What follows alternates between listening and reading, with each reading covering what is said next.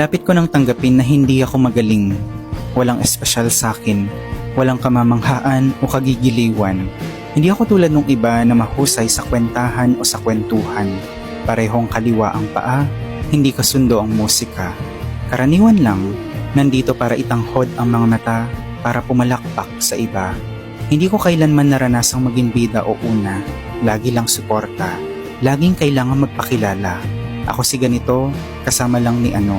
Pagkatapos ay balik na muli sa pagiging ordinaryo. Walang maipagmalaking talento o lubhang talino o nakakabilib na kwento. Kaya't unti-unti ko nang tinatanggap na di ako magaling. Maaring marunong lang o sanay pero di ko masabing mahusay. Nahihirapan pa rin makasabay, may mga sandali pa ring ligaw sa buhay. Hindi ko pa mawari kung may patutunguhan ba tong pagiging karaniwan lang. Pero sana meron.